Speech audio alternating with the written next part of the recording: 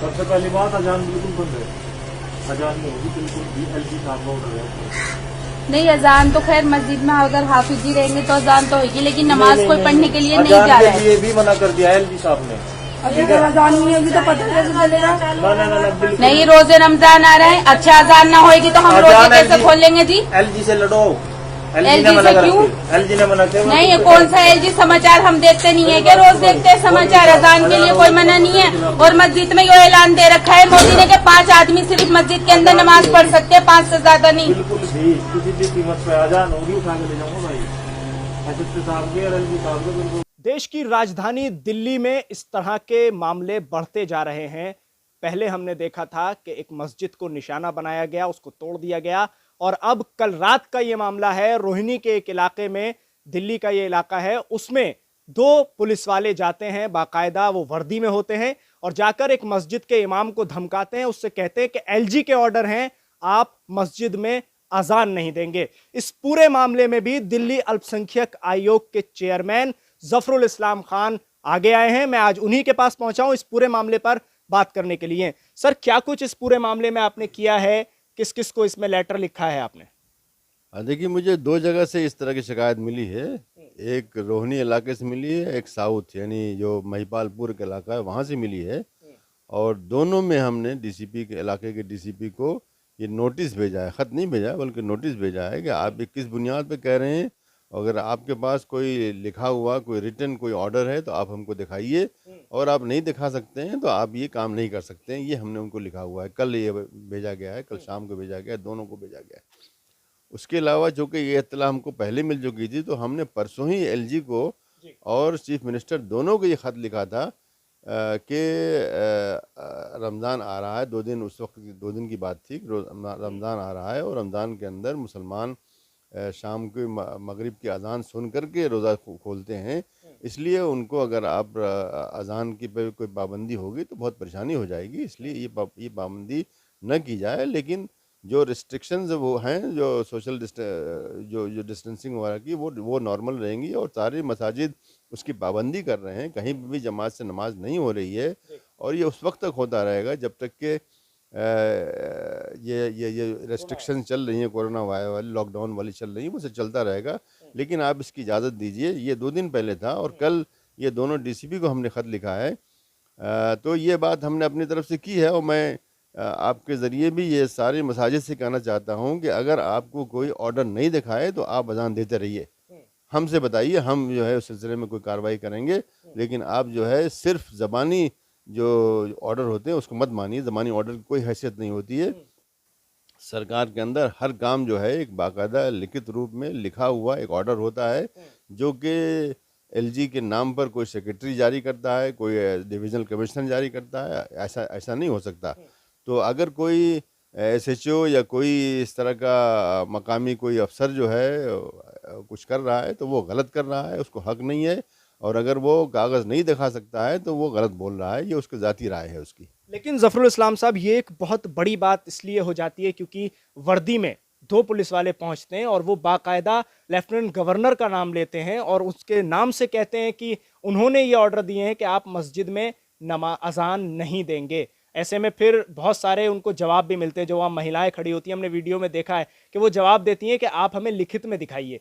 तो क्या ऐसे में उन पुलिस वालों पर भी कार्रवाई होनी चाहिए और उनसे पूछा जाए कि आप किस ऑर्डर पर वहां पहुंचे?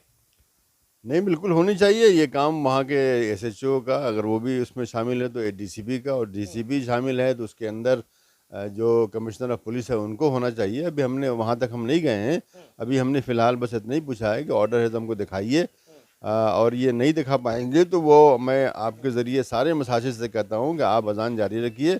लेकिन जो जो जो जो पाबंदियाँ हैं उसकी पूरी तरह से जब तक ये मामला चल रहा है, इसलिए कि ये इसमें सिर्फ किसी एक के लिए नहीं बल्कि सबके भले के लिए है कि ये मर्ज़ जो है, ये वबा जो है, ये ताउन है, ये ना फैले, सबके लिए है। और उसके लिए जो गवर्नमेंट ने जो ये चीज़ें की हैं वो सारी दुनिया में की जा रही हैं, सारे आलम इस्लाम में की जा रही हैं, पूरे अरब ममालिक में की जा रही हैं। इसलिए आप ये बहुत ज़रूरी है कि आप इसकी पाबंदी करें, लेकिन अज़ान पर कोई पाबंदी नहीं है, इसलिए कि अज़ान आवाज़ से कोई कोरोना नहीं फैलता है। तो मैं समझता हूँ कि ये मसला बहुत जल्द हल हो जाएगा, और ये ऐसी चीज़ है जिस पे कि कोई हुकूमत जो है खामोश नहीं रह सकती है। और बहरहाल अगर हमको भी ज़रूरत पड़ी तो हम बाकायदा जो है एक ऑर्डर भी जारी कर सकते हैं। अभी हमने नहीं किया है, लेकिन ऑर्डर भी जारी कर सकते हैं, इसलिए कि इस किस्म का कोई भी ऑर्डर हमारे सामने नहीं है। जब ऑर्डर नहीं है तो किसी को हक नहीं है कि इस तरह से नमाज़ों में इस तरह से अजानों को बंद करे। ज़फ़रुल इस्लाम साहब, मनीष सिसोदिया साहब का डिप्टी सीएम का भी ट्वीट इस मामले में आ गया है। उन्होंने कहा है कि अजानों पर कोई पाबंदी नहीं है और धार्मिक जो स्थल हैं उन पर इकट्ठा होने पर पाबंदी है, नमाज पर पाबंदी है और जो मंदिर हैं उनमें पूजा पर पाबंदी है। नहीं, बिल्कुल ये बात दुरुस्त है। अगर ऐसा है तो उनको बाकायदा एक ऐलान करना चाहिए। सर ट्वीट तो बहुत लोग नहीं देखते हैं, कुछ लोग देखते होंगे।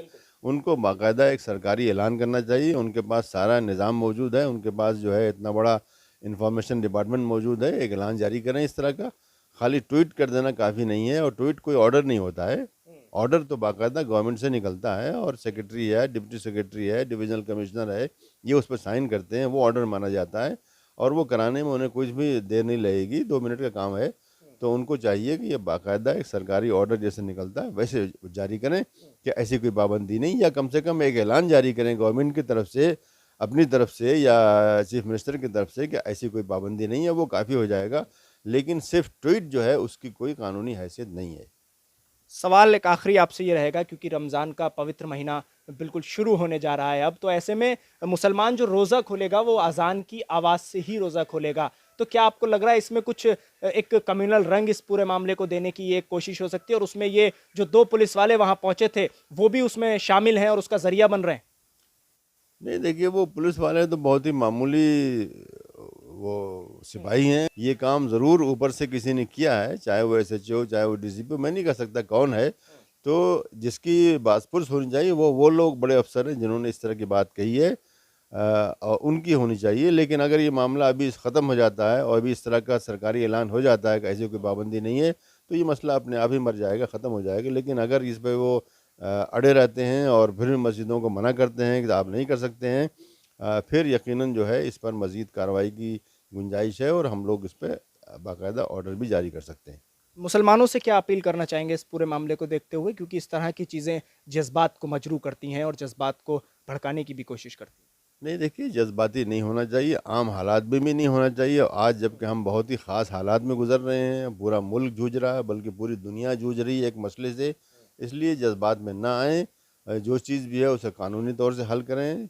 यहाँ पर बहरहाल बहुत से ऐसे इदारे मौजूद हैं, कमीशन भी मौजूद है, अदालतें मौजूद हैं, पुलिस मौजूद है, LG वगैरह मौजूद, सभी लोग मौजूद हैं।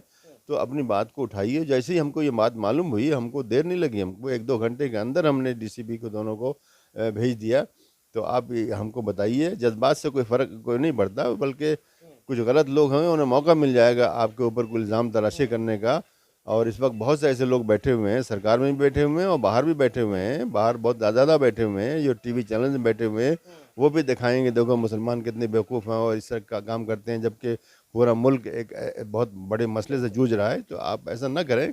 इंशाअल्लाह ये मसाइल जो है हल करने के तरीके होते हैं और ये ज़रूर हल होंगे, और जो भी आपको आपका हक है और जो आपकी जो है जो आपको सहूलतें मिलनी चाहिए वो बिल्कुल मिलेंगी। उस सिलसिले में हमने और भी मज़ीद दूसरी चीज़ें अभी जो कोरोना के सिलसिले में जो तबलीगी जमात के लोग जो अभी फंसे हुए हैं सुल्तानपुरी कैंप वगैरह में, जहाँ पे 2 मौतें हो गई हैं, उसके बारे में भी हमने बहुत ही सीरियस तरीके से हमने बात की है LG से भी और चीफ मिनिस्टर से भी, और मुझे उम्मीद है कि जल्दी उनका भी कुछ ना कुछ हल निकलेगा। ठीक, बहुत शुक्रिया ज़फ़रुल इस्लाम साहब इस पूरे मामले पर बात करने के लिए INN चैनल से।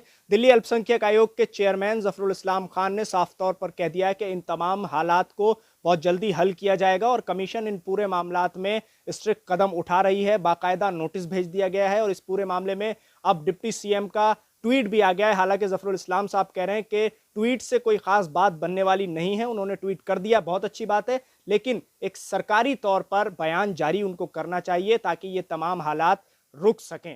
दिल्ली से INN चैनल के लिए